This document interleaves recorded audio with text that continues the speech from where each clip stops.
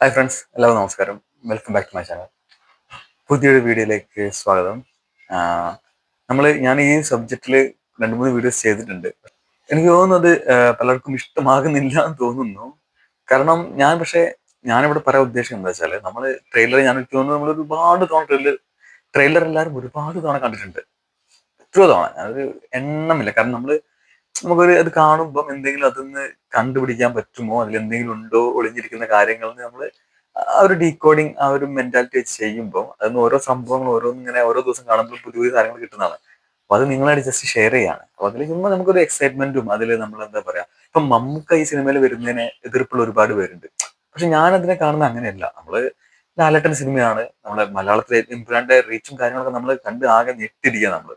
So Mammukka ഇതിൽ വരുന്നതിന് ഇനി ഞാൻ കാണുന്നത് വേറൊരു ആംഗിൾ എന്താ വെച്ചാൽ, ഇതിന് നെക്സ്റ്റ് ഇൻസ്റ്റാൾമെന്റ് ആണ്. അതായത് L3 ആയിട്ട് വരാൻ പോകുന്ന സിനിമ ഇതിനെക്കാട്ടും വലിയ സിനിമയാവണമെങ്കിൽ മമ്മൂക്ക അല്ലെങ്കിൽ ഇന്ത്യയിലെ വേറെ സൂപ്പർ സ്റ്റാർസ് അതിൽ വേണം. അതായത് അങ്ങായ രീതിയിൽ നമ്മൾ ബിസിനസ് വൈസും കാര്യങ്ങളൊക്കെ ചിന്തിക്കുമ്പോൾ മസ്റ്റായിട്ട് ഇന്ത്യയിലെ വേറെ സൂപ്പർ സ്റ്റാർസ് അതിൽ ഉണ്ടാവണം.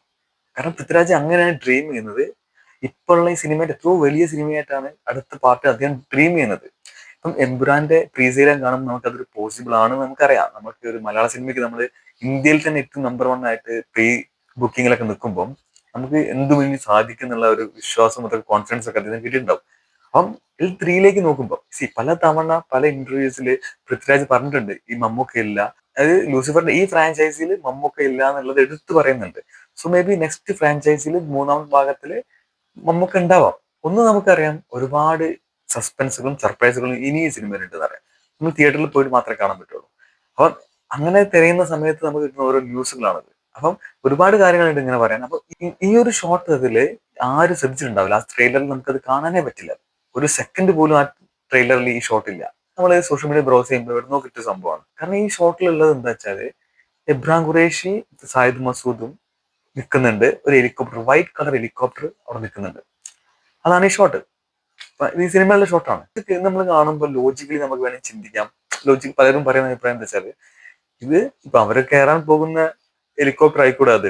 പക്ഷെ എനിക്ക് സത്യം പറഞ്ഞാൽ എന്റെ ഒരു അനലൈസിൽ എനിക്ക് തോന്നിയെന്ന് വെച്ചാൽ, ഇത് മേ ബി ഈ എംപുരാന്റെ ഒരു ക്ലൈമാക്സ് പോർഷനിലേക്ക് വരുന്ന ടൈലൻഡിലേക്ക് വരുന്ന ഒരു സീൻ ആണെങ്കിലോ. ഇപ്പൊ നമ്മൾ ലൂസിഫറിൽ കണ്ടാണ്, ടൈലൻഡിലാണ് എബ്രാം ഖുറേഷി ആയിട്ട് സെയിം ഒരു ബ്ലാക്ക് കളർ ഹെലികോപ്റ്ററിൽ വന്ന് എബ്രാം ഖുറേഷി ഇറങ്ങി വരുന്ന സീൻ നമുക്ക് അറിയാം, ഉണ്ടാക്കിയ ഓളം. അതേപോലെ എംപുരാന്റെ സിനിമയിൽ അതായത് പാർട്ട് 3 നമ്മളെ ഒരു ഹിന്റ് കൊടുത്തുകൊണ്ട് അവിടെ വന്ന് ഇറങ്ങുന്ന ഏതോ ഒരു വലിയ ക്യാരക്ടർ, നമുക്കോ അല്ലെങ്കിൽ എനി സൂപ്പർ സ്റ്റാർ ആവട്ടെ ഇന്ത്യയിലുള്ള, അങ്ങനെ ഒരു ക്യാരക്ടർ എൻട്രി ആയിക്കൂടെ ഇത് എന്നുള്ളത് ഞാൻ വിശ്വസിക്കാൻ എനിക്ക് തോന്നാനുള്ള കാരണങ്ങൾ പലതുണ്ട്. കാരണം ഇപ്പം എല്ലാവരും പറയുന്ന പോലെ ഇത് നമ്മളിപ്പം ലോജിക്കലി ചിന്തിക്കുമ്പോൾ എന്തു ആവാം, ഇവരാ ഹെലികോപ്റ്ററിൽ കയറാൻ നിൽക്കുക ആയിക്കൂടെ എന്നാണ് ഒരുപാട് കമന്റുകൾ ഞാൻ വായിച്ചത്. പക്ഷെ അതിനൊരു ചാൻസ് ഇല്ല. നമ്മൾ സിനിമാറ്റിക് ലോജിക്കില് ഒരു സിനിമയുടെ ഷോട്ടും കാര്യങ്ങളും വെച്ച് ചിന്തിക്കുമ്പോൾ നിങ്ങൾ ആലോചിച്ച് മനസ്സിലാവും, ഇബ്രാഹിം ഖുറേഷും സയ്യിദ് മസൂദും ഇപ്പം ആ കാണുന്ന വൈറ്റ് ഹെലികോപ്റ്ററിലേക്ക് കയറാനാണ്, അല്ലെങ്കിൽ അവർക്ക് കയറാൻ വേണ്ടി വന്ന, അവർക്ക് പോകാൻ വേണ്ടി വന്ന ഹെലികോപ്റ്ററാണ് അതെങ്കിൽ ഈ ഒരു ഷോട്ടിന്റെ ആവശ്യം ഒരിക്കലും, നമ്മൾ സിനിമാറ്റിക് സെൻസും വെച്ച് ചിന്തിക്കുമ്പോൾ ഇങ്ങനെ ഒരു ഷോട്ടിന്റെ ആവശ്യം അവിടെ ഉണ്ടോ നിങ്ങൾ ആലോചിച്ച് നോക്കുക. ഒരിക്കലും ഇല്ല. ഒരു സിനിമ നമ്മൾ കാണുമ്പോൾ ഉണ്ടാവുന്ന ഷോട്ടും കാര്യങ്ങളും എത്രയോ സിനിമ വന്നിട്ടുണ്ട്. സോ നമുക്ക് തന്നെ ഗസ് ചെയ്യാവുന്നതാണ്.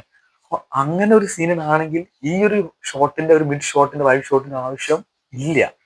ഇത് ശരിക്കും ആ ഹെലികോപ്റ്ററിൽ വന്ന് ഇറങ്ങുന്ന ആളെ സ്വീകരിക്കാനോ അല്ലെങ്കിൽ അതിനു വേണ്ടി അവർ രണ്ടുപേരും അവിടെ നിൽക്കുന്നതായിട്ടാണ് തോന്നുന്നത്. പിന്നെ വേറൊരു കാര്യം, ലാലേട്ടൻ, എബ്രാഹിം ഖുറേഷി ഈ സിനിമയിൽ യൂസ് ചെയ്യുന്ന എല്ലാം ബ്ലാക്ക് ഹെലികോപ്റ്ററാണ്. സോ ഇതൊരു വൈറ്റ് ഹെലികോപ്റ്ററാണ്. ഇവിടെയാണ് നമ്മൾ ടീസർ ലോഞ്ചിൽ മമ്മൂക്ക എന്തുകൊണ്ട് വൈറ്റ് ഡ്രസ്സിൽ വന്നെന്നുള്ള ടോക്ക് ഉണ്ട്. എല്ലാവരും ബ്ലാക്കിൽ, മമ്മൂക്ക എന്താ വൈറ്റിൽ എന്നൊക്കെയുള്ള കുറെ കാര്യങ്ങൾ നമ്മൾ അങ്ങോട്ട് സംസാരിച്ചാണ്. അപ്പൊ ഞാൻ എന്റെ ഒരുപാട് വീഡിയോയിൽ പറയുന്ന പോലെ L3 വരുമ്പോൾ അതിലൊരു പുതിയ ക്യാരക്ടറായിട്ട്, അല്ലെങ്കിൽ കാരണം ഈ വേൾഡ് ഇനിയും വലുതാവുക, പുതിയ പുതിയ കാര്യങ്ങളാണ് L3 ഉണ്ടാവുക. അതിലെന്തായാലും ഇബ്രാഹിം ഖുറേഷിന്റെ കൂടെ വേറൊരു ക്യാരക്ടറും കൂടി വേണ്ടി വരാനുള്ള എല്ലാ ചാൻസും ഉണ്ട്. മാത്രമല്ല പിന്നെ നമ്മൾ ലാലേട്ടന്റെ ഒരു ക്യാരക്ടർ വെച്ചിട്ട്, ലാലേട്ടന്റെ ഒരു സ്വഭാവം വെച്ചിട്ട് ലാലേട്ടൻ ഇപ്പൊ മമ്മൂക്ക വന്നാലും ഈ ആരെങ്കിലും വന്ന് അങ്ങേരെക്കാട്ടും കൂടുതൽ ഒന്ന് പെർഫോം ചെയ്താൽ പോലും ഒരു വിഷയമില്ലാത്ത ആളാണ്. സോ അങ്ങനെ ആവാം.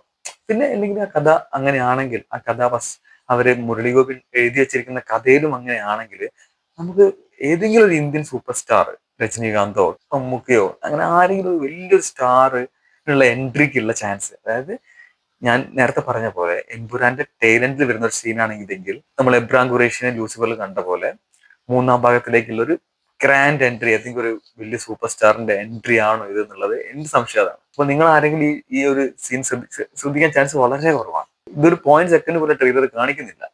സോ എന്തായാലും ഇതാണ് എന്റെ അസംഷൻ ഇതിൽ ഉള്ള ഇത് കണ്ടപ്പോൾ തോന്നിയ. നിങ്ങൾക്ക് എന്താ തോന്നുന്നതെന്ന് കമന്റ് ചെയ്ത് അറിയിക്കാം.